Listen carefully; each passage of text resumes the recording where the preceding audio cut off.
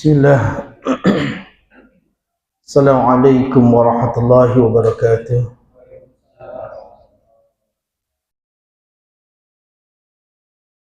Innal hamdalillah nahmaduhu wa nasta'inuhu wa nastaghfiruh wa na'udzu billahi min shururi anfusina wa sayyiati a'malina. Man yahdihillahu fala mudilla lahu wa man yudlil fala hadiya lahu. Asyhadu an la ilaha illallah wahdahu la syarika lahu wa asyhadu anna nabiyyana Muhammadan 'abduhu wa rasuluh. Salawatullah wa salamuhu alaihi wa ala alihi wa ashabihi wa man ittaba'ani al-huda ila yaumil qiyamah wa sallama tasliman katsira. Qala rabbuna tabaraka wa ta'ala fil Qur'anil Karim, ya ayyuhalladzina amanu taqullaha haqqa tuqatih wa la tamutunna illa wa antum muslimun. Amma ba'd. Ma'asyiral muslimin wa ma'asyiral muslimat, rahimani wa rahimakumullah. Segala puja hanya milik Allah Subhanahu wa taala yang senantiasa melimpahkan nikmat kepada kita semua, sehingga di malam hari ini kita dapat berkumpul lagi tatap muka untuk membahas perkara-perkara yang penting yang wajib diketahui oleh setiap mukmin, perkara-perkara yang dapat mendatangkan keridhaan Allah Subhanahu wa taala, yakni perkara-perkara seputar kewajiban-kewajiban yang Allah Subhanahu wa taala tetapkan pada hamba-hambanya. Dan di antara kewajiban yang Allah Subhanahu wa taala tetapkan pada hambanya, yang paling wajib adalah tauhid. Dan inilah yang akan kita bahas insyaallah di malam hari ini. Masih kita melanjutkan kitab Tahdhib Tashil Al-Aqidah Al-Islamiyah yang disusun oleh Syekh Dr. Abdullah bin Abdul Aziz Al-Jibrin rahimahullah ta'ala. Dan kita telah memasuki pada fase pembagian tauhid. Kemarin fase awal kita membahas tentang tauhidul rububiyah, dan di malam hari ini kita memasuki al-fasl tsani terkait tentang tauhidul uluhiyah atau tauhidul ibadah. Apa itu tauhidul uluhiyah? Tauhidul uluhiyah yakni ifradullah bil ibadah, mengesahkan Allah Subhanahu wa taala dalam setiap ibadah-ibadah yang dibangun oleh para hambanya, ya. Mengesahkan Allah Subhanahu wa taala di dalam menunjukkan setiap ibadah yang dibangun oleh para hamba. Disebut tauhidul uluhiyah bila mana perkara itu disandarkan kepada Allah Subhanahu wa taala. Maknanya apa? Keesaan Allah dalam ilahiyah, ya. Keesaan Allah dalam ilahiyah. Al-ilah itu merupakan isim maf'ul dari aliha ya'lahu, artinya al-ma'luh, yang disembah. Jadi dikatakan tauhidul uluhiyah berarti keesaan Allah Subhanahu wa taala sebagai sesuatu yang disembah. Namun bila disandarkan pada para hamba, disebut tauhidul ubudiyah atau tauhidul ibadah, yakni keesaan hamba di dalam menunjukkan setiap peribadatan yang dibangunnya hanya untuk Allah Subhanahu wa taala semata. Ya. Pengesaan hamba di dalam menunjukkan setiap peribadatan hanya untuk Allah Subhanahu wa taala semata. Maka tauhid ini disebut juga oleh Al-Imam Ibnu Taimiyah rahimahullah taala dengan tauhidul iradah wat talab. Ya, tauhidul iradah wat talab. Disebut tauhidul iradah wat talab karena tujuan dari mengenal Allah dari sisi rububiyahnya, tujuan dari mengenal Allah dari sisi al-asma wa sifatnya adalah agar seorang hamba bisa menunjukkan ibadahnya hanya untuk Allah semata. Nah, berkata Syekh Abdullah Al-Jibrin rahimahullah ta'ala, beliau mengatakan jenis tauhid inilah wa hadha tauhid min ajlihi khalaqallahu jinna wal insa. Jenis tauhid inilah yang menjadi sebab Allah menciptakan jin dan manusia. Ya. Jadi dengan jenis tauhid inilah, tauhid uluhiyah atau ilahiyah, tauhid al-ubudiyah atau al-ibadah, yang menjadi sebab Allah ciptakan jin dan manusia. Bagaimana Allah katakan dalam surah Ad-Dariyat yang mungkin kita semua hafal, wa ma khalaqtul jinna wal insa illa liya'budun. Dalam kaidah bahasa Arab, kalau ada kalimat nafyi diikuti adawatul istisna, ya, kalau ada kalimat negatif diikuti dengan pengecualian, maka itu tujuannya adalah khusus, ya, tufidul hasr, tujuannya adalah khusus, ada pembatasan tujuan. Maka ketika Allah katakan wa ma khalaqtul jinna wal insa, wa ma khalaqtul, kalimat nafi, kalimat negatif, ya, tidaklah aku ciptakan jin dan manusia illa liya'budun, kecuali untuk beribadah padaku. Maka makna yang tepat untuk kalimat wa ma khalaqtul jinna wal insa illa liya'budun, yakni tujuan utama aku menciptakan jin dan manusia hanya untuk beribadah kepadaku. Ya. Jadi tujuan utama aku ciptakan jin dan manusia hanya untuk beribadah kepadaku. Kata para ulama, yuwahiduni fil ibadah, yakni mentauhidkan aku di dalam ibadahnya. Mentauhidkan aku di dalam ibadahnya. Maka dari itu, ketika tujuan utama dari kehidupan kita adalah menghambakan diri kepada Allah Subhanahu wa taala, Allah katakan orang-orang yang mereka gila dunia, orang-orang yang mereka melampaui batas di dalam, ya, mencintai dunia, atau orang-orang yang mereka melakukan kesyirikan, atau orang-orang yang melakukan kemaksiatan dengan sebutan orang-orang zalim. Orang-orang zalim, orang yang tidak menjadikan kehidupannya sebagai realisasi dalam beribadah kepada Allah Subhanahu wa taala, maka itulah orang-orang zalim. Kenapa dikatakan orang zalim?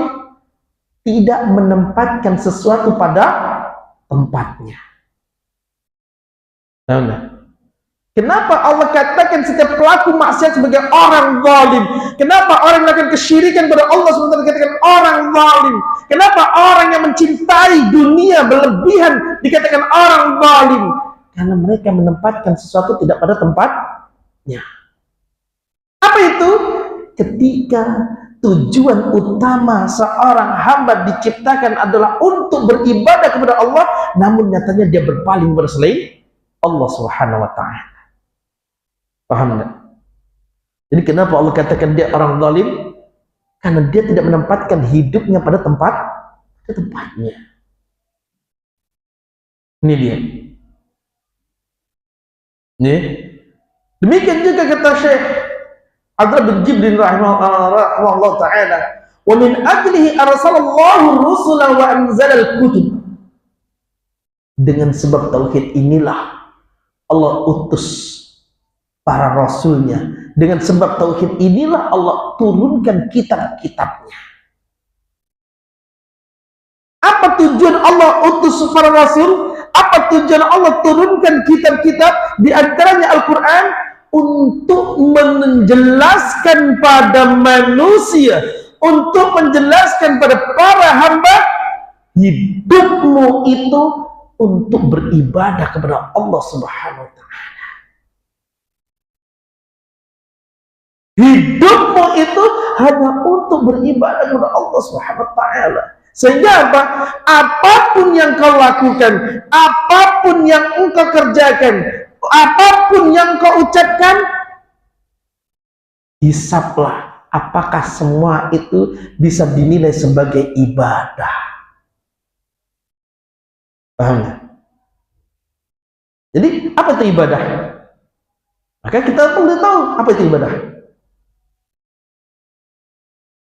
Siapa nih? Jangan ngomong, orang tidak jelas. Apa itu ibadah? Penyembahan diri kepada Allah. Orang sholat nyebutnya ibadah tak? Ibadah. Tapi cukup tidak ibadah itu dengan sholat aja? Cukup tidak? Tidak cukup. Orang haji ibadah enggak? Ibadah. Tapi cukup enggak dengan haji saja? Di sini karena orang banyak enggak paham tentang makna ibadah. Ada orang ketika dia sudah merasa sudah haji enggak butuh sholat. Ada enggak? Disebut Pak Haji enggak sholat dia. Pak, enggak sholat Pak, aku tuh udah sempurna Islamnya. Lah haji aku. Jadi, karena dia berprinsip haji juga ibadah. Sehingga kalau sudah haji, selesai sudah. Tujuan utama hidup dia sudah selesai. Apa tuh? Ibadah. Bisa nggak? Nggak bisa. Jadi harus kita tahu apa itu ibadah. Menghambakan diri kepada Allah. Bentuknya seperti apa? Kan gitu kan? Kan kita harus tahu bentuk ibadah itu seperti apa. Maka banyak takrif, definisi dari para ulama tentang ibadah. Tapi yang paling indah apa yang dikatakan oleh Al-Imam Ibn Taimiyah rahimahullah ta'ala dalam kitabnya Al-Ubudiyah. Dia mengatakan apa? Al-ibadah hiya ismun jami'un likulli ma yuhibbuhu Allah wa yardahu min al-aqwali wal af'ali adh-dhahirah wal batinah. Apa itu? Ibadah adalah nama yang mencakup. Ibadah adalah nama yang mencakup semua aktivitas hamba, baik perbuatannya, baik tutur katanya yang dicintai dan diridhoi oleh Allah Subhanahu wa taala. Dan saya ulangi. nama yang mencakup segala aktivitas hamba, baik berupa perbuatan maupun ucapan, baik yang nampak maupun yang rahasia, zahir ataupun batin, dan dicintai serta diridhoi oleh Allah SWT. Standarnya yang terakhir, dicintai dan diridhoi oleh Allah SWT. Artinya apa? Tutur kata itu dinilai ibadah kalau apa? Ada unsur diridhoi dan dicintai oleh Allah Subhanahu wa taala.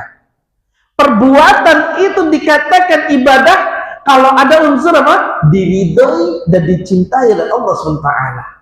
Itu standarnya. Maka tinggal kita cross check, apakah perbuatanku ini dicintai oleh Allah Subhanahu wa taala? Oh iya, apa dalilnya? Karena untuk mengetahui itu dicintai atau tidak harus datang dalil. Kenapa harus datang dalil? Karena kita nggak tahu apa yang dicintai dan diridhoi oleh Allah kecuali berdasarkan petunjuk. Karena itu perkara gaib. Ya? Contoh, sholat. Ada orang sholat ngebut, tidak pakai tumak ninah, kemudian Al-Fatihahnya berantakan, padahal dia bisa yang bagus. Ingat, dia bisa baca Al-Fatihah yang baik, tapi karena ngejar cepat berantakan Al-Fatihahnya, ya? Hilang tumak ninahnya. Kemudian kita datang, Pak, sholat Bapak tidak sah. Kamu tuh kok paling tahu. Yang tahu sah apa enggak tuh Allah Subhanahu wa taala. Bisa enggak? Ada enggak yang udah kayak gitu? Ada enggak orang kayak gitu? Ada. Ada orang kayak gitu. Dan maka kita jawab, betul. Yang tahu, yang bisa, yang ngabsahkan diterima atau tidaknya amalan itu Allah Subhanahu wa taala. Tapi standar diterimanya amalan sudah dijelaskan. Apa kata Rasul? Sallu kama ra'aitumuni usolli. Salatlah kalian sebagaimana kalian lihat aku salat. Salatmu tuh enggak kayak Rasul. Bahkan sholatmu itu sholatnya musikus sholat, sholatnya orang yang paling jelek sholatnya. Itu dia. Paham enggak? Jadi gerakan kita ini bisa diukur, ini ibadah atau bukan. Oh bukan, berarti kita menghilangkan waktu, menyanyiakan waktu.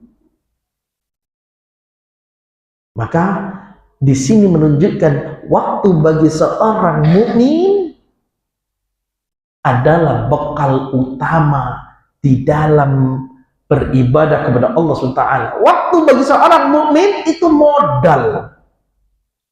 Kalau orang kafir mengatakan time of money, waktu adalah apa? Uang. Prinsipnya kerja, waktu adalah uang. Sedangkan bagi seorang mukmin adalah apa? Waktu adalah keridhaan Allah Subhanahu wa taala. Prinsipnya apa? Ibadah. Jadi kalau dikatakan ibadah, jangan mindset kita cuma mikir apa? Salat, iktikaf di masjid, kemudian baca Al-Quran, hanya itu aja pikirannya.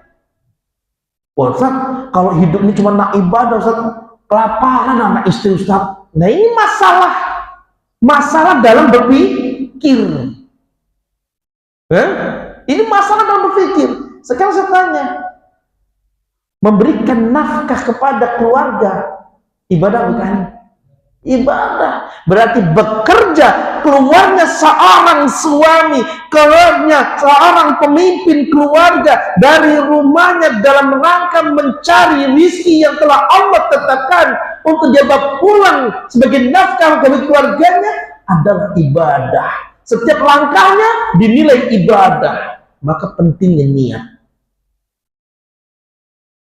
Ya.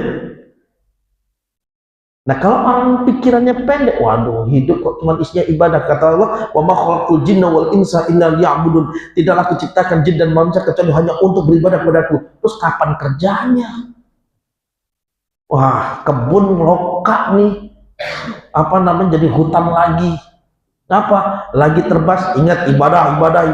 Tidak.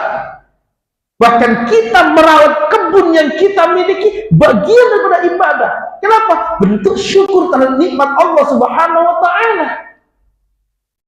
Nah, ini dia prinsipnya. Maka saya katakan bedanya orang berilmu dengan orang jahil di sini. Orang berilmu bisa jadi setiap aktivitasnya bernilai ibadah. Kenapa? Tolak ukurnya di niat.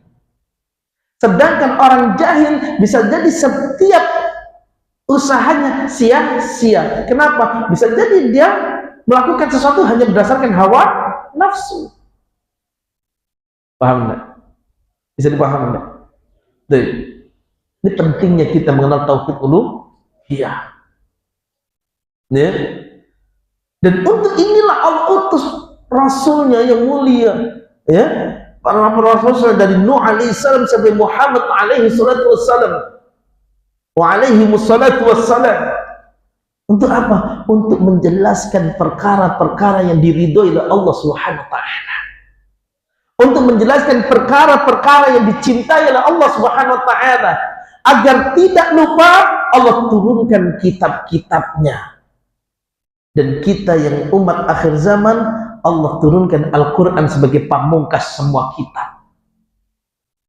Apa yang dulu dimansuh oleh Allah tidak dimasukkan dalam Al-Quran, dan apa yang masih ditetapkan oleh Allah maka Allah masukkan dalam Al-Quran. Maka dari itu orang yang mampu mengambil pelajaran-pelajaran dari Al-Quran, dia akan mendapati tujuan utama kita hidup adalah menghambakan diri kepada Allah Subhanahu wa Ta'ala. Dan jalan orang-orang yang bertakwa itu indah. Jalan orang-orang yang bertakwa itu mudah. Kenapa kita terkadang tertimpa kepenatan, berat pikirannya, terbebani oleh berbagai macam pikiran kerjaan ini itu, karena kita jauh dengan Al-Quran. Allah katakan, "Dzalikal kitabu la raiba fihi hudan lil muttaqin." Ini Al-Quran gak ada sedikit pun keraguan di dalamnya, petunjuk bagi orang yang bertakwa. Di antara petunjuk saya ambil contoh, wa may yattaqillaha yaj'al lahu makhraja, kata Allah. Siapapun yang bertakwa kepada Allah, permasalahan-permasalahannya akan dikasih solusi. Allah akan datangkan solusi dari setiap permasalahannya. Kuncinya apa? Takwa. Tapi ketika dia serahkan setiap urusannya pada dirinya sendiri, dia ingin pecahkan sendiri, apa yang terjadi? Pecah kepalanya. Pening dia, ya Allah, diikat-ikat sampai saking pening mikirnya. Ya, bayangkan. Ujung-ujungnya apa? Di opnam. Kenapa? Beban pikiran berat, stres. Orang mukmin tidak stres. Orang mukmin nggak stres. Kenapa? Karena dia tahu kuncinya. Apa itu? Bangun kedekatan diri kepada Allah. Jalani apa yang telah Allah tetapkan. Serahkan semuanya urusan kepada Allah, selesai. Wa may yattaqillaha yaj'al lahu makhraja wa may yattaqillaha yaj'al lahu min amrihi yusra. Siapapun yang bertakwa kepada Allah Subhanahu wa Ta'ala, Allah akan jadikan urusannya mudah. Takwa itu nggak lahir kecuali apa? Orang itu paham tauhid uluhiyah. Ya, takwa itu nggak lahir kecuali apa? Orang itu paham tauhid uluhiyah. Nggak mungkin ada musyrikin dikatakan bertakwa. Nggak mungkin ada orang riak dikatakan bertakwa, ya kan? Nggak mungkin orang yang menjadikan setiap usahanya tujuannya dunia dikatakan bertakwa, nggak mungkin. Dan apa yang menjadikan dunia sebagai tujuan utamanya? Apa yang menjadikan dia riak dalam amal-amal ibadahnya? Karena dia tak paham konsep tauhid uluhiyah. Ini dia. Ya. Nah, demikian juga ma'asyiral muslimin rahimakumullah. Kata Syekh Abdul bin Jibrin rahimahullah ta'ala, wa min ajli qamatil khusumat bainal anbiya'i wa umamihim. Dengan sebab tauhid inilah terjadinya permusuhan antara para nabi dan umatnya. Terjadinya apa? Gesekan antara para nabi dan umatnya. Wa bainal adba'il anbiya' min ahli tauhid wa bainal ahli syirki wa ahli bid'ah wal khurafat. Dan terjadi gesekan antara ahli tauhid dan ahli syirki. Dan terjadi gesekan antara ahli tauhid dan ahli bid'ah. Terjadi gesekan antara ahli tauhid dan ahli khurafat. Makanya siapapun yang berada di atas tauhid uluhiyah, dia siap untuk menghadapi setiap permasalahan. Siapa menjadi musuhnya? Bisa jadi orang-orang terdekatnya. Rasulullah SAW, siapa menjadi musuhnya? Abu Lahab. Siapa Abu Lahab? Pamannya Nabi SAW. Siapa Abu Lahab? Pak B-nya Nabi SAW. Jadi, kenapa Abu Lahab begitu benci dengan Nabi SAW? Karena Rasul membawa ajaran yang menyelisih tradisi yang dibawa, yang biasa dilakukan oleh orang-orang Quraisy. Ini dia. Antum belajar tauhid, begitu antum kenal tauhid dan antum begitu mengamalkan tauhid, antum akan rasakan dampaknya. Orang nggak negur lagi, orang nggak nyapa lagi. Bentar-bentar dikatakan Wahabi. Bayangkan. Jadi inilah yang dialami para nabi, ini yang dialami para rasul, dan ini yang akan dialami setiap mereka yang berada di atas tauhid.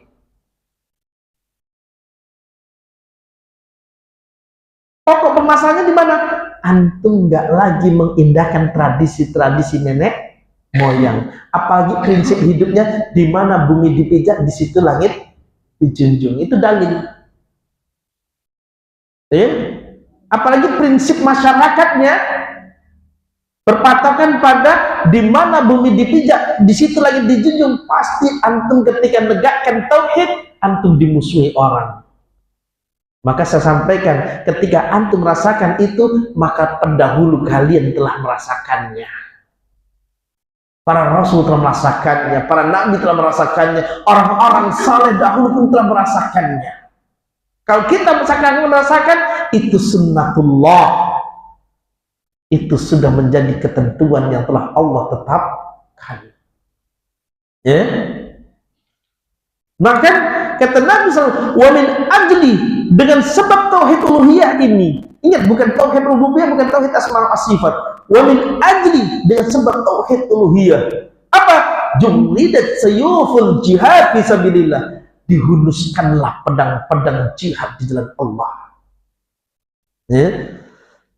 Terjadinya peperangan di antara kabilah, peperangan di antara suku karena tauhid uluhiyah. Masyaallah muslimin rahimakumullah. Kata Syekh rahimahullah ta'ala, tauhidul uluhiyah huwa haqiqatu dinil Islam. Tauhid uluhiyah inilah hakikat agama Islam yang sebenarnya. hakikat agama Islam yang sebenarnya. Kenapa ini disampaikan? Saya ambil contoh. Banyak di antara manusia menisbatkan dirinya sebagai muslim, menisbatkan agamanya kepada Islam, tapi justru perbuatan-perbuatan yang menyelisihi tauhid, perbuatan-perbuatan yang menyelisihi syahadatnya, perbuatan-perbuatan yang menyelisihi kalimat la ilaha illallah. Ini terjadi di negeri ini. Ini terjadi di negeri ini. Saya sempat mendapatkan video banjir bandang Guci Tegal. Pernah dengar enggak? Kapan terjadi? Baru kemarin. Ya? Ya pokoknya baru kemarin lah, belum ada 1 pekan. Ya kan? Apa sih gambaran sebelumnya? Kenapa banjir bandang itu menenggelamkan mereka? Sebelumnya mereka mengadakan kesyirikan, mereka mengadakan kekufuran diiringi kalimat la ilaha illallah. Nah, itu bayangkan ya. La ilaha illallah sambil apa? Melakukan kesyirikan. Ini kan menunjukkan berbagan bahayanya jahil, bahayanya tidak tahu tentang kalimat la ilaha illallah. Kan contohnya, orang masuk Islam, dinyatakan masuk Islam kapan dia telah mengikrarkan apa? Persaksian asyhadu an la ilaha illallah, baru dinyatakan apa? Muslim. Ini persaksian sumpah. Dia mengatakan tiada ilah yang pantas diibadahi dengan benar kecuali Allah. Tapi saat mengucapkan la ilaha illallah, saat itu juga dia melakukan kesyirikan. Nah, dia. Ini menunjukkan keislaman mereka apa? Keislaman mereka sia-sia. Ada lagi. Saya tidak tahu kalau di sini, mungkin tidak ada. Ini kalau di Ilir ada. Beli mobil baru, beli motor baru, beli rumah baru, dibacakan tahlil, setelah itu apa? Ngesot ayam. Di mana? Ya, antum orang Ilir, bukan ya? Iya. Jadi saya pernah sampaikan kalimat ini ketika kajian di Ilir, tersinggung mereka. Tapi sampai saya bahas tentang cerak parit. Jadi mereka tuh ada ritual cerak parit. Jadi mereka nyembelih kambing minimalnya, kalau tidak mampu kerbau atau sapi, darahnya dialirkan. Saat itu juga Ustaz, kemarin kami ganti ayam mati yang nyembelih, kata dia. Ya kan tuh. Terang-terangan tuh dia. Jadi ketika saya bahas tentang la ilaha illallah ini, ada salah satu jamaah itu. Ya Ustaz, kemarin kami ganti ayam mati, apalagi tidak ada cara. Tuh bayangkan tuh. Dan sebelum mengadakan acara itu apa? Tahlil dulu. Tuh bayangkan tuh. Jadi antara ikrar, antara sumpah dengan praktiknya kontradiktif. Gimana nggak ngundang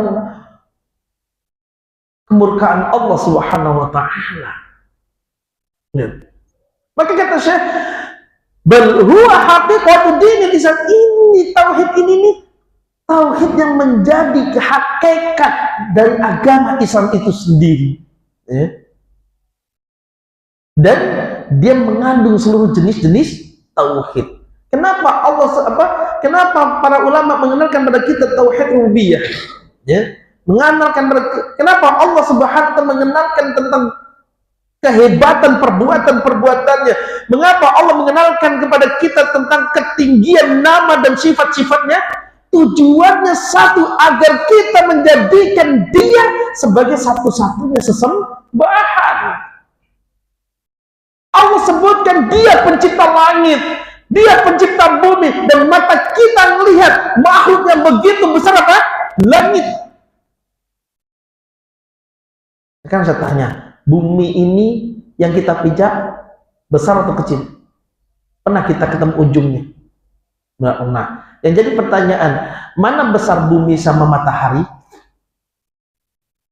Hah? Anda nggak pernah ngukur, ya kan? Kalau pelajaran Anda dulu matahari lebih besar. Anda nggak pernah ngukur, jujur aja. Ya.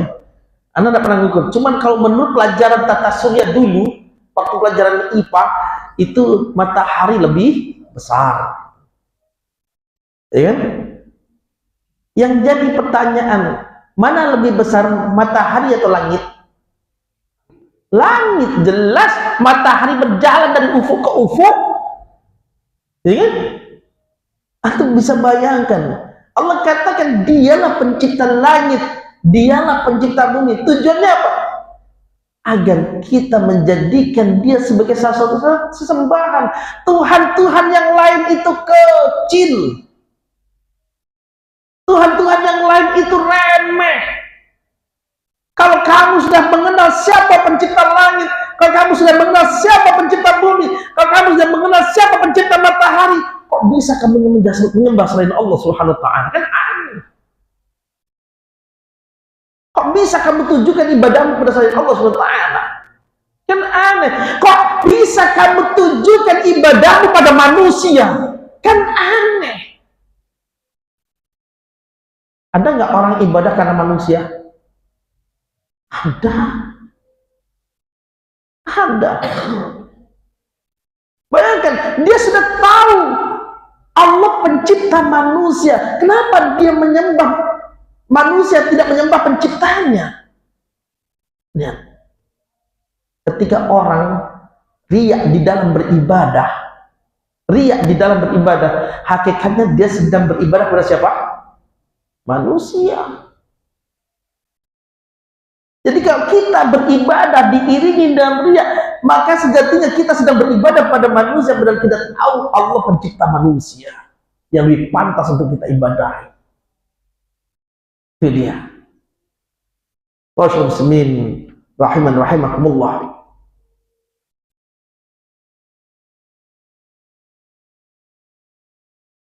Qala al-Imam al-Alama al-Jahid Muhammad bin Ismail as-San'ani, atau disebut al-Imam as-San'ani, ulama besar dari Yaman. Kata beliau, "I'lam anna Allah Ta'ala ba'atha al-anbiya'a alaihim salatu wassalam min awwalihim ila akhirihim yad'una al-ibada ila ifradillahi ta'ala bil ibadah." Ketahuilah bahwasanya Allah Subhanahu wa Ta'ala mengutus para nabinya alaihi salatu wassalam. Dari awal sampai akhir, mereka hanya menyeru para hambanya agar mengesahkan Allah di dalam setiap ibadah-ibadahnya. Ya. La ila itsbati annahu khalaqahum wa nahwah. Mereka tidak mengajarkan pada umatnya untuk mengenalkan Allah pencipta kalian. Tidak. Fitrah manusia sudah membaca itu. Orang-orang musyrikin pun kalau ditanya siapa pencipta mereka, akan jawab siapa? Allah Subhanahu wa Ta'ala. Gak mungkin dia akan jawab Lata sebagai penciptanya. Gak mungkin orang-orang musyrikin Quraisy yang didakwai Rasulullah SAW mengakui Uzza sebagai penciptanya. Gak mungkin. Mereka semua tahu Allah pencipta mereka. Maka Nabi gak mengajarkan pada orang-orang Quraisy siapa pencipta kalian. Tidak. Nabi tidak mengajarkan kepada orang-orang Quraisy siapa pencipta langit dan bumi. Tidak, karena mereka sudah tahu.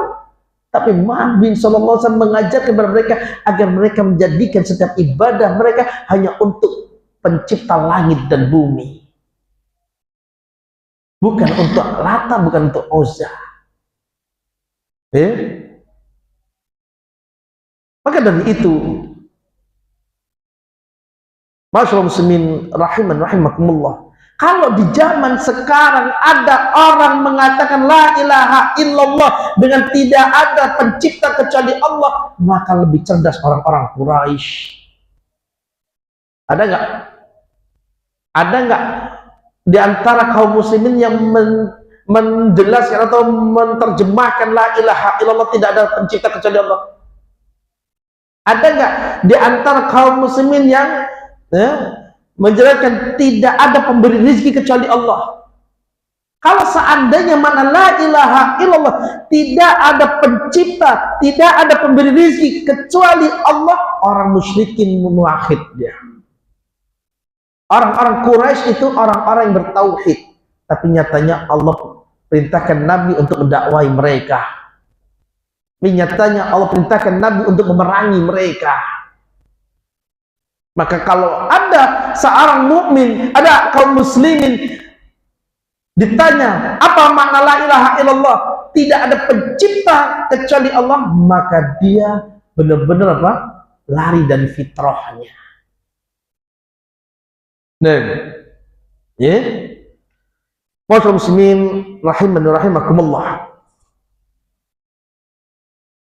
Terkait tentang tauhidul uluhiyah, kata Syekh, sa'atakallam على هذا النوع من أنواع التوحيد في مبحثين. Aku akan menjelaskan tentang jenis tauhid ini dengan dua pembahasan. Apa kata beliau? Al-mabhathul awwal syahadatu la ilaha illallah, ma'naha wa syurutuha wa arkanuha nawaqiduha. Ya. Beliau akan mengatakan pada pembahasan yang pertama, aku akan menjelaskan tentang syahadat la ilaha illallah, maknanya, syaratnya, rukunnya, dan pembatal-pembatalnya. Wal mabhatsu tsani, adapun pembahasan yang kedua, al-ibadah. Apa itu ibadah? Ta'rifuha, pengertiannya, anwa'uha, jenisnya, syurutuha, syarat-syaratnya, arkanuha, dan juga rukun-rukunnya. Jadi ada terkait tauhid uluhiyah ini ada dua pembahasan yang penting untuk diketahui oleh setiap mukmin. Baik, kita masuk al-mabhathul awwal.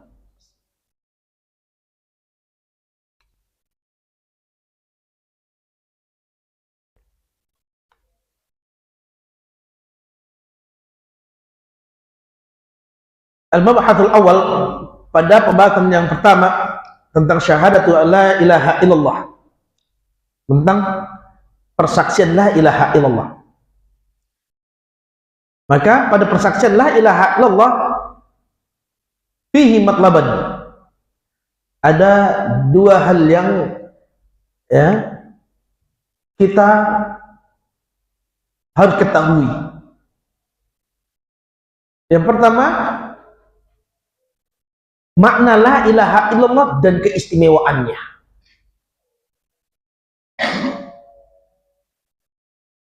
Insya Allah.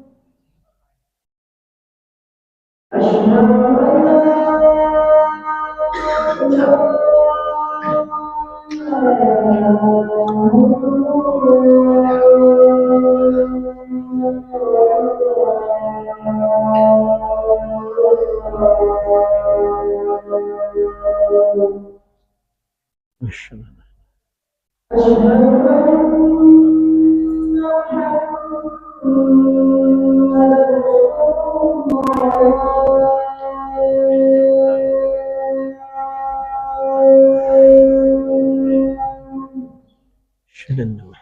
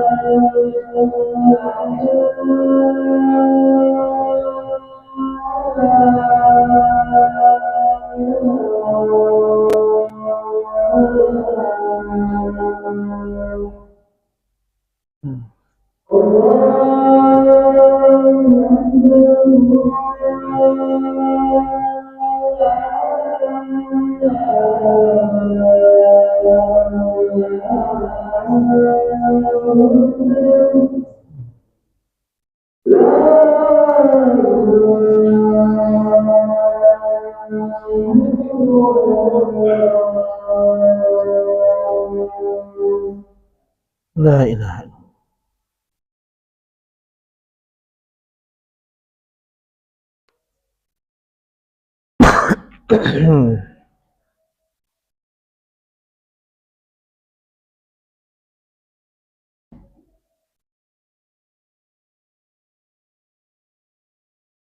Kita lanjutkan sejenak.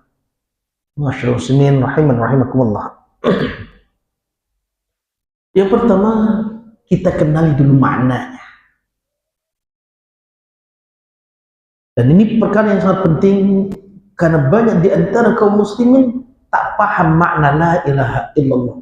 Bahkan bisa dikatakan mayoritas negeri ini gak paham makna la ilaha illallah. Ya. La ilaha illallah. Kalau dalam kalau diterjemahkan secara letterlock di dalam bahasa Indonesia, la ilaha illallah itu ada komponen 4 suku kata. La ilaha illa Allahu Allah. Kan gitu ya? La maknanya apa? Tidak. Ilaha sesem. Illa Allahu Allah. Oke. Tidak ada sesembahan kecuali Allah. Kan bisa gitu kan? Makanya kalau kita rating apa namanya rating tag di TV adzan kan? Asyhadu running tag ya. Asyhadu la ilaha illallah. Apa misalnya? Aku bersaksi tidak ada Tuhan kecuali Allah. Maka kalau makna la ilaha illallah dipahami tidak ada Tuhan kecuali Allah atau tidak ada sesembahan kecuali Allah, ada terjadi 2 kesalahan di sana. Ada terjadi 2 kesalahan sekaligus di sana. Ingat, bahasa Arab beda dengan bahasa Indonesia. Di dalam bahasa Indonesia ada SPOK. Apa? Subjek, predikat, objek, keterangan. Ya kan? Ya. Bapak pergi ke pasar, membeli buku. Mana subjeknya? Bapak. Mana kata kerjanya? Pergi. Maksud membeli. Membeli juga apa kata kerja? Oke. Pergi dan membeli. Apa kata keterangannya? Ke pasar. Apa objeknya? Buku. Ya? Itu dalam bahasa Indonesia. Ya? Maka dalam bahasa Arab lebih komplit. Dalam bahasa Arab itu lebih komplit. Lam alif pada awalan la ilaha illallah itu bukan lam alif biasa. Itu disebutnya la an-nafiyatu lil jins. Kalau dalam ilmu nahwu, lam alif ini termasuk saudara-saudara inna. Penting lantung, terserah lah. Yang jelas Anda jelaskan gitu. Salah sendiri dan tidak belajar nahwu kan gitu. Maksudnya kan kita muslim, Al-Quran bahasa kita, hadis bahasa kita, Nabi kita berbahasa Arab. Mestinya apa? Kita dari awal itu memang dididik bahasa Arab. Yang itu. Kita orang tua kita dididik bahasa Arab, dikenalkan setidaknya, gitu ya. Nah, yang jelas Anda jelaskan gitu. Karena di sini kesalahannya. Kalau dipahami dimaknai secara literal, iya, la tidak ilaha sesembahan ilah kecuali Allah, Allah tidak ada sesembahan kecuali Allah. Betul, itu secara literal. Tapi secara susunan bahasa Arab ini salah. Itu yang pertama. Ya? Apa? Lanya ala an-nafiyatul jins. Maknanya apa? Lam alif ini punya apa? Punya maksud, ya? Punya efek apa? Menolak segala bentuk jenis isimnya. Nah, penting juga kan. Jadi dia saudaranya inna itu ya memiliki pengaruh pada terhadap mubtada dan khobar. Nah, apalagi mubtada khobar kan gitu kan.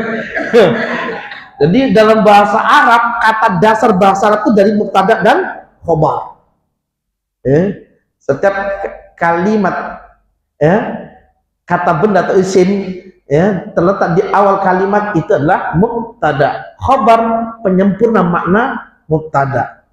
Inna, wah ini memiliki pengaruh terhadap mubtada dan khobar. Nah, dalam la ilaha illallah, la ilaha itu mubtada. Mubtada, khobarnya hilang. Illa dan Allah bukan bagian daripada khobarnya. Maka pada kalimat la ilaha illallah itu sebenarnya ada kalimat yang tersembunyi.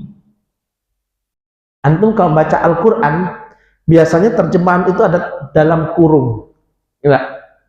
Ketika antum baca ayat, kemudian baca terjemahannya ada yang dalam kurung. Itu dalam kurung itu adalah upaya penerjemah untuk memunculkan kalimat yang tersembunyi.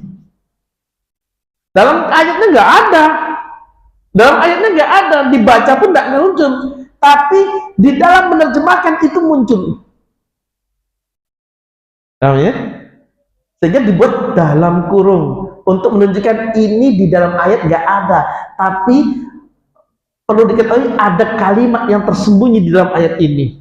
Nah, semacam itu ya. La ilaha illallah pun demikian. Itu meskipun 4 komponen kata, tapi sebenarnya ada kalimat yang tersembunyi. Kalau secara ilmu balaghah, kalimat yang harus dimunculkan itu maujud.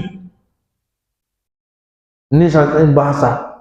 Tapi kalau dimunculkan maujud, tentu maknanya salah kaprah. Tidak ada ilah yang ada kecuali Allah. Nah kan kacau.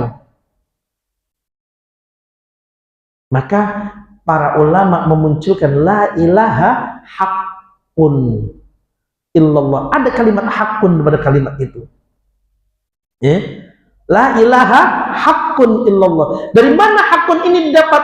Allah katakan dalam surah Al-Had di ayat 62. Dalam surah Al-Had ayat 62 itu menunjukkan sebagai apa? Takdir, perwujudan kalimat yang tersembunyi dari kalimat pada kalimat la ilaha illallah. Apa kata Allah?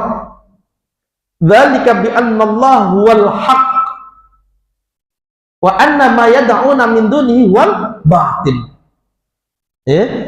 Yang demikian itu adalah Allah adalah al-haq, sesembahan yang hak, dan apa yang mereka sembah dari selain Allah itu adalah sembahan yang batil. Maka makna daripada la ilaha illallah apa? Tidak ada sesembahan yang hak untuk diibadahi kecuali Allah. Ini maknanya. Ini kesalahan yang pertama dari sisi apa? Susunan bahasa. Kesalahan yang kedua dari sisi makna. Kalau dimaknai tidak ada sesembahan kecuali Allah, maka ada dua ada dua sisi pemahaman. Kalau dimaknai tidak ada sesembahan kecuali Allah atau tidak ada sembahan selain Allah, maka ada dua sisi pemahaman di sana. Yang pertama, menetapkan semua yang disembah adalah Allah.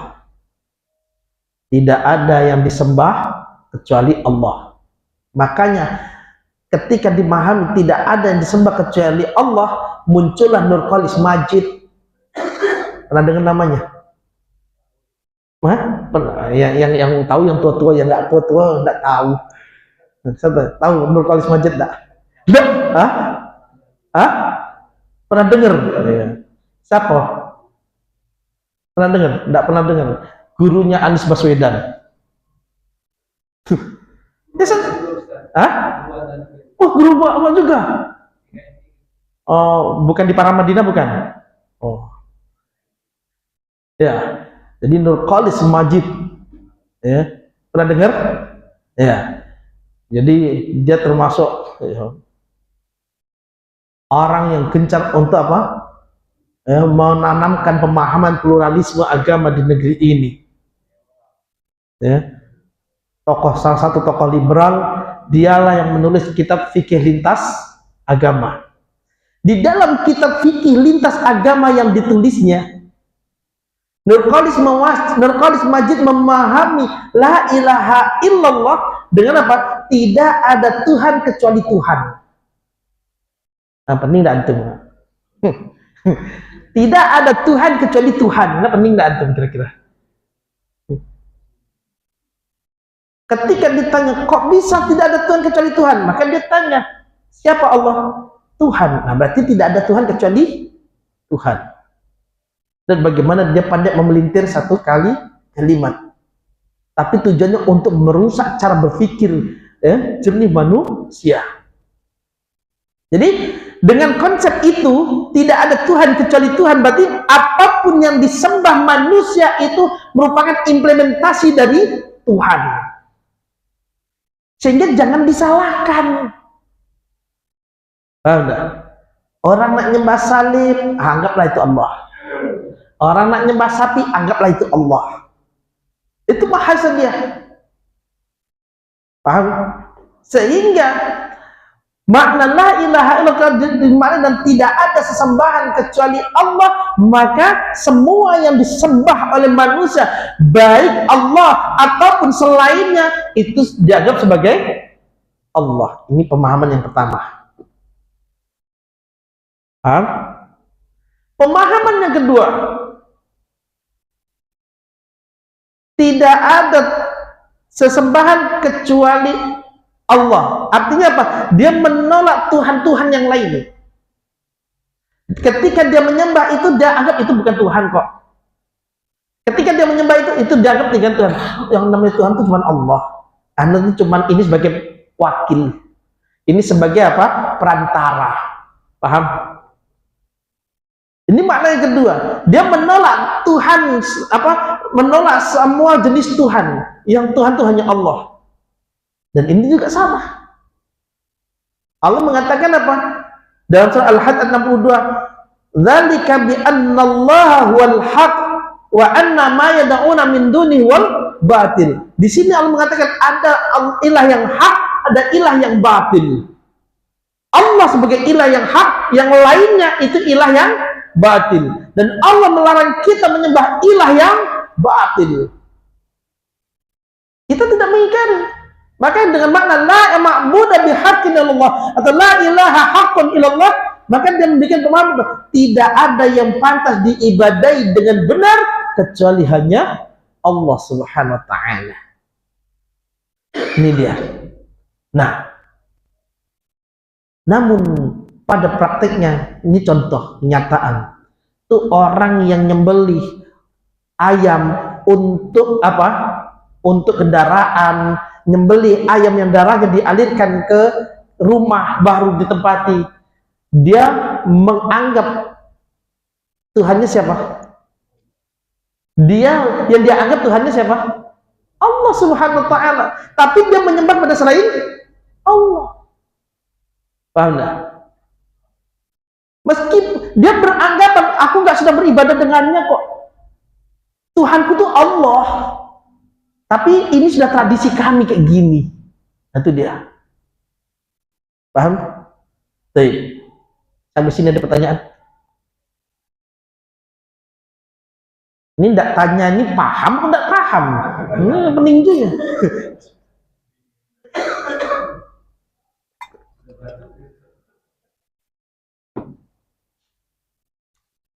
Paham enggak? Insyaallah, alhamdulillah. Kalau paham, alhamdulillah. Dikit paham itu lebih baik daripada anda tambah lagi enggak paham. Ya? Oke. Ya. Sementara sampai sini dulu kita. Ya. Sampai sini dulu kita. Mudah-mudahan bermanfaat ya apa yang disampaikan di malam hari ini, yang memberikan ya, pengertian yang benar tentang kalimat la ilaha illallah yang semestinya dipahami oleh setiap mukmin. Barakallahu fikum wa jazakumullahu khaira atas kebersamaannya ya. Saya mohon maaf atas kalimat-kalimat yang mungkin ya dia saya kurang pantas ya. Saya ucapkan subhanakallahumma hamdik asyhadu an la ilaha illa anta astaghfiruka wa atubu ilaik. Wassalamualaikum warahmatullahi wabarakatuh.